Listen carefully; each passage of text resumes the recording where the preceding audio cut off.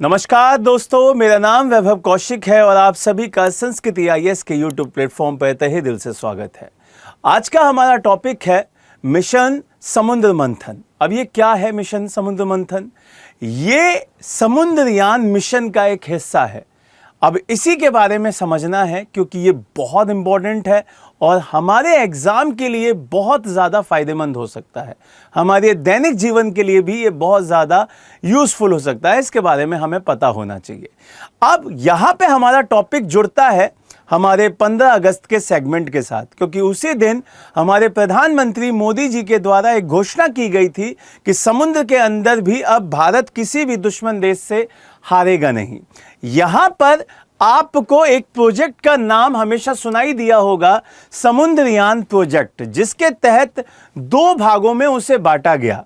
इस पूरे समुद्रयान मिशन के तहत 2 भाग रखे गए। पहले का नाम आपके सामने लिखा हुआ है, जो कि आपका है डीप ओशन मिशन। समझ में आ रहा है? दूसरा यहां पर है जिसके बारे में हमें पढ़ना है और उसी का नाम है ऑपरेशन सागर मंथन। जो दूसरा है उसका नाम है ऑपरेशन सागर मंथन। क्लियर हुई ये बात? तो यहां पूरे इस समुद्रयान मिशन के तहत आपको 2 प्रोजेक्ट पढ़ने हैं। एक आपका डीप ओशन मिशन और एक है आपका ऑपरेशन सागर मंथन। इन दोनों के ऊपर हमें बढ़िया से अपनी समझ को स्थापित करना है। इस पूरे सेगमेंट को अच्छे से समझना है।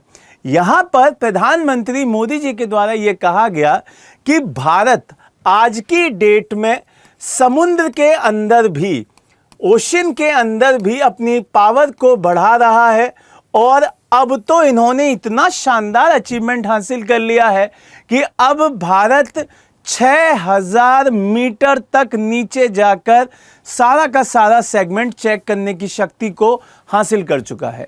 इसी के बारे में हम अच्छे से समझेंगे, एक एक बिंदु को बढ़िया से पढ़ेंगे। दोनों मिशंस को समझ लेते हैं, डीप ओशन को भी समझ लेते हैं और ऑपरेशन सागर मंथन को भी समझ लेते हैं। स्टार्ट करते हैं एक एक करके चीज़ों को। सबसे पहले आपको ये चीज़ समझनी होगी कि ओशन आज की डेट में, अगर हम समुद्र की बात करते हैं, पूरे सेगमेंट को समझिएगा, अगर हम समुद्र की बात करते हैं तो एक शब्द आपने बहुत बार सुना होगा, ब्लू इकोनॉमी।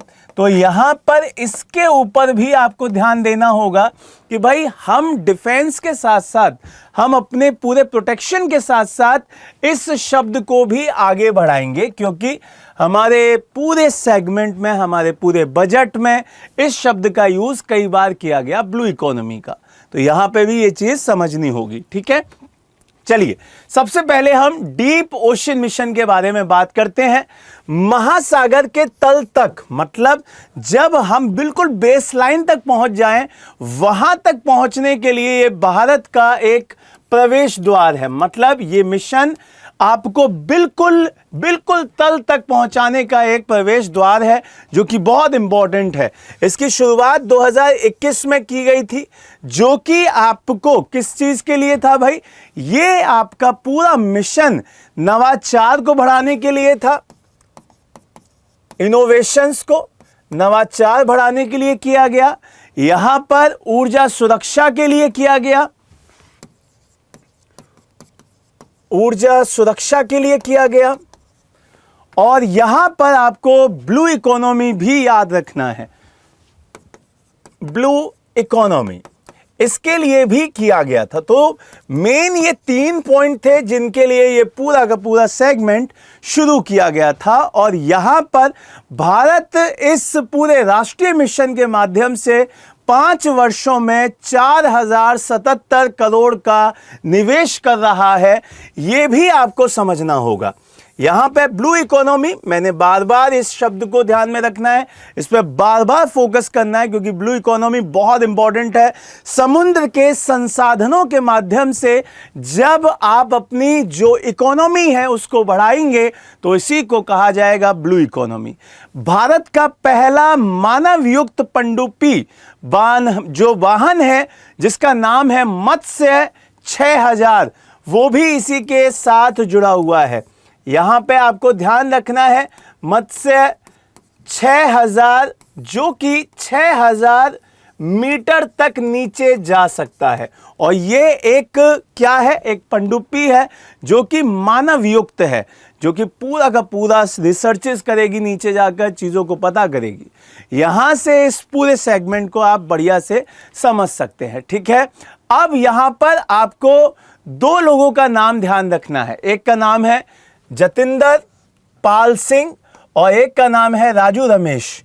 इन्होंने अगस्त 2025 में गहरे समुद्र में 5000 मीटर तक गहरा जो गोता लगाया और उसके बाद ये फाइनल हो गया कि भाई अब हम और नीचे भी जा सकते हैं। तो अभी तक हम 5000 मीटर तक जा चुके हैं। ठीक है, अब इससे आगे बढ़ते हैं और इस पूरे सेगमेंट के बारे में, जो कि प्रोजेक्ट समुद्रयान है, उसके पूरे सेगमेंट के बारे में समझ लेते हैं। यहां पर मैंने आपको इसकी गहराई के बारे में बता दिया है। अब इसके बाद यह पनडुब्बी सामान्य रूप से 12 घंटे तक संचालित होती है।